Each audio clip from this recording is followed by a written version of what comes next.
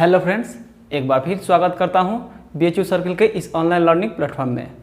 अगर आप नए हैं तो सबसे पहले चैनल को सब्सक्राइब और बेल आइकन को प्रेस करें ताकि कोई भी अपडेट आप तक सबसे पहले पहुंचे।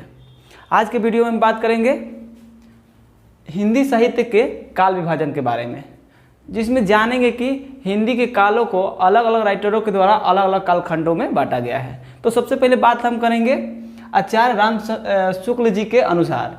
तो इनके अनुसार हम देखेंगे कि कितने हिंदी के कब से कब कालखंडों में बांटे हैं। तो चलिए देखते हैं। तो सबसे पहले बात करते हैं आदिकाल के। तो आदिकाल को इन्होंने कितने कालखंडों में बांटा है? तो 1050 से 1375 ईस्वी को आदिकाल को बांटे हैं, जिसका उपनाम दिए वीरगाथा काल। यानी आदिकाल को क्या बोले रामचंद्र शुक्ल जी ने? वीरगाथा काल। अब पूर्व मध्यकाल की बात करते हैं। तो कब से कब बांटे थे? तो 1075 से 1700 ईस्वी, जिसको भक्ति काल उपनाम दिए, जिसको स्वर्ण युग भी कहे थे। अब बात करते हैं उत्तर मध्यकाल की।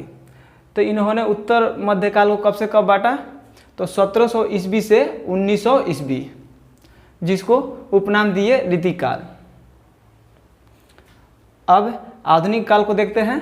तो आधुनिक काल को 1900 से अब तक, यानी जो अभी तक चल रहा है वो आधुनिक काल में ही चल रहा है। तो इसको क्या कहते हैं, क्या बोले थे? तो इसे गद्यकाल नाम दिए। अगर देखा जाए कि हिंदी का वास्तविक आरंभ कब से माना जाता है? तो 1000 ईस्वी से। तो चलिए हम इसके बारे में भी बात करते हैं। अब बात करते हैं हिंदी के काल विभाजन की, जिसमें अगर हिंदी की बात की जाए तो हिंदी का वास्तविक आरंभ 1000 ईस्वी से माना जाता है, जिसको हम देखते हैं आदिकाल को 1000 से 1400 ईस्वी आदिकाल को मानते हैं। मध्यकाल की बात की जाए तो 1400 से 1800 ईस्वी माना जाता है। और वही आधुनिक काल की बात की जाए तो वो 1800 ईस्वी से अब तक जो अभी चल रहा है वो आधुनिक काल में ही आता है। अब बात करेंगे कि विभिन्न कवियों के द्वारा काल का विभाजन कितने भागों में बांटा गया है। तो इसे 4 भागों में बांटा गया है। तो देखते हैं बारी बारी से। तो सबसे पहले बात करेंगे आदिकाल की, उसके बाद भक्ति काल, रीतिकाल और आधुनिक काल। तो इसके हम काल के बारे में जान जाते हैं। तो इसको आदिकाल को कब से कब बांटा गया है? तो 743 ईस्वी से 1343 ईस्वी। और वही बात करें भक्ति काल की तो 1343 से 1643 भक्ति काल को कहते हैं। और रीतिकाल को कब से कब कहते हैं? तो 1643 से 1843, ये रीतिकाल को। और आधुनिक काल की बात की जाए तो 1843 से अब तक जो अभी चल रहा है वो आधुनिक काल ही चल रहा है। जैसा कि अभी तक जाने कि विभिन्न कवियों के द्वारा हिंदी के काल विभाजन को 4 भागों में बांटा गया है। तो इसमें सबसे पहले आदिकाल, जिसको 1050 से 1375 ईस्वी मानते हैं। और भक्ति काल दूसरा, जो 1375 से 1700 ईस्वी मानते हैं। और वही रीतिकाल 1700 से 1900। और आधुनिक काल 1900 से अब तक माने जाते हैं। अब बात करते हैं कि विभिन्न कवियों के द्वारा आदिकाल को क्या उपनाम से बुलाएं। तो सबसे पहले बात करते हैं आदिकाल। अब आदिकाल को आदिकाल किसने कहा? तो हजारी प्रसाद द्विवेदी जी ने। इन्होंने आदिकाल को आदिकाल उपनाम से पुकारे। अब बात करते हैं कि आदिकाल को चरण काल किसने बोला? तो रामकुमार वर्मा ने। अब वीरगाथा काल किसने कहा आदिकाल को? तो आचार्य रामचंद्र शुक्ल जी ने, जैसे कि पहले भी हमने जाने।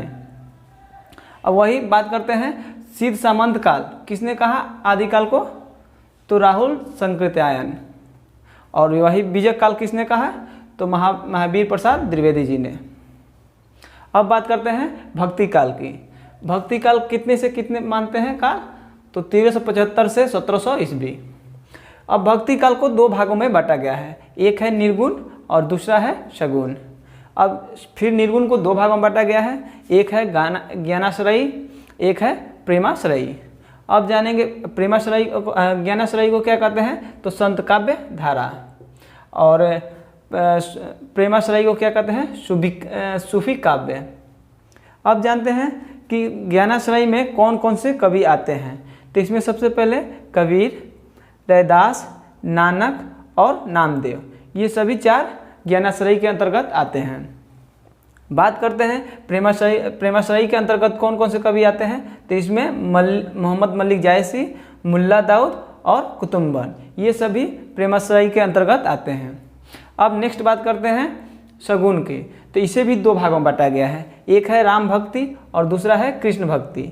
अब राम भक्ति के अंतर्गत कौन कौन से कवि आते हैं, तो इसमें तुलसीदास, नाभादास और अग्रदास, ये तीनों आते हैं।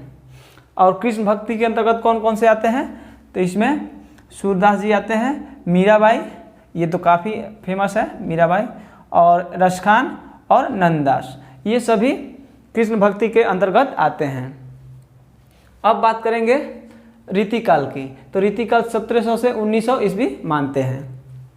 इसे 3 भागों में बांटा गया है, एक है रीतिकाल, दूसरा है रीतिसिद्ध और तीसरा है रीतिमुक्त, ये 3 खंडों में बांटा गया है।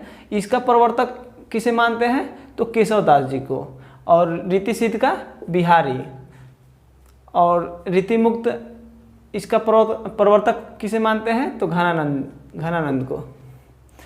आशा करते हैं कि आप आज हिंदी के सभी कालखंडों को और कवियों के द्वारा अलग अलग कालखंडों में बांटा गया है, इसको अच्छी तरीके से समझे होंगे। अगर इससे संबंधित कोई डाउट हो तो कमेंट बॉक्स में कमेंट कीजिए। फिर मिलेंगे नेक्स्ट वीडियो में, तब तक के लिए जय हिंद।